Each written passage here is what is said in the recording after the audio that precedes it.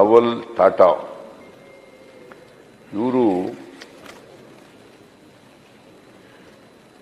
ಭಾರತ ದೇಶ ಕಂಡಂತ ಒಬ್ಬ ಖ್ಯಾತ ಕೈಗಾರಿಕೋದ್ಯಮಿಯಾಗಿದ್ದರು.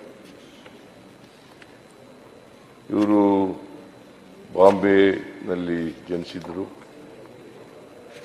ಬಾಂಬೆನಲ್ಲಿ ಶಾಲಾ ಶಿಕ್ಷಣ ಮುಗಿಸಿ ಆಮೇಲೆ ಅಮೆರಿಕಕ್ಕೆ ಹೋಗಿ ವಿದ್ಯಾಭ್ಯಾಸ ಮಾಡ್ತಾರೆ. ಅಲ್ಲಿ ಆರ್ಕಿಟೆಕ್ಚರ್ ಪದವಿಯನ್ನು ಪಡ್ಕೊಳ್ತಾರೆ. ಅಲ್ಲಿಂದ ಬಂದು ಅಷ್ಟೊತ್ತಿಗಾಲೇ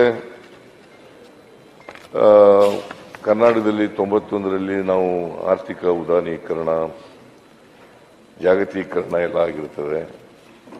ಆಗ ಇಡೀ ಉದ್ಯಮವನ್ನು ಜಾಗತೀಕರಣಕ್ಕೆ ಮತ್ತೆ ಉದಾರೀಕರಣಕ್ಕೆ ಅದನ್ನ ತೆರೆದುಕೊಳ್ತಕ್ಕಂಥ ರೀತಿಯಲ್ಲಿ ಮಾಡ್ತಕ್ಕಂಥದ್ದು.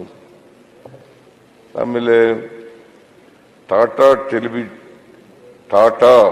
ಟೆಲಿ ಸರ್ವಿಸಸ್ ಹಾಗೂ 2004ರಲ್ಲಿ IT ಕಂಪನಿಯಾದ ಟಾಟಾ ಕನ್ಸಲ್ಟೆನ್ಸಿ ಸರ್ವಿಸಸ್ ಕೂಡ ಸ್ಥಾಪನೆ ಮಾಡ್ತಾರೆ.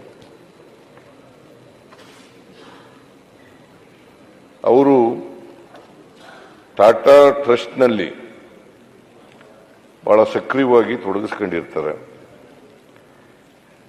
ಸಾಮಾನ್ಯ ಜನರಿಗೂ ಕೂಡ ಅವರು ಕೊಂಡ್ಕೊಳ್ಳಲಿಕ್ಕೆ, ಕಾರ್ನಲ್ಲಿ ಓಡಾಡಲಿಕ್ಕೆ ಅನುಕೂಲ ಆಗಲಿ ಅಂತೇಳಿ ಅವರು ನ್ಯಾನೋ ಕಾರನ್ನು ಸೃಷ್ಟಿಸಿ ಅವರು ಸಾಮಾನ್ಯ ಜನರಿಗೂ ಕೂಡ ಕಾರ್ನಲ್ಲಿ ಓಡಾಡ್ತಕ್ಕಂಥ ವ್ಯವಸ್ಥೆಯನ್ನ ಕಲ್ಪಿಸಿಕೊಟ್ಟಿದ್ದರು. ಅವರಿಗೆ ಪದ್ಮಭೂಷಣ, ಪದ್ಮವಿಭೂಷಣ ಪ್ರಶಸ್ತಿಗಳನ್ನು ಕೊಟ್ಟು ಕೇಂದ್ರ ಸರ್ಕಾರ ಅವರನ್ನು ಗೌರವಿಸಿದೆ.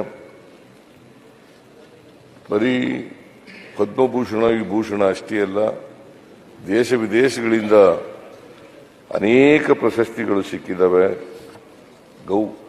ಗೌರವ ಡಾಕ್ಟರೇಟ್ ಪದವಿಗಳು ಸಿಕ್ಕಿದ್ದಾವೆ. ಅಂತೆಯವರು ಅವರು ಬರೀ ಒಬ್ಬ ಖ್ಯಾತ ಉದ್ಯಮಿಯಾಗಿರಲಿಲ್ಲ, ಜೊತೆಗೆ ಮಾನವತಾವಾದಿಯಾಗೂ ಕೂಡ ಇದ್ರು ಅಂತಕ್ಕಂಥದ್ದನ್ನು ಇವತ್ತು ಸ್ಮರಿಸಬೇಕಾಗ್ತದೆ. ಸೊ ಅವರು ನಿಧನರಾಗಿದ್ದಾರೆ. ಇದರಿಂದ ಉದ್ಯಮ ಕ್ಷೇತ್ರಕ್ಕೆ ಬಹಳ ನಷ್ಟ ಆಗಿದೆ ಅಂತೇಳಿ ನಾನು ಭಾವಿಸ್ಕೊಂಡಿದ್ದೀನಿ.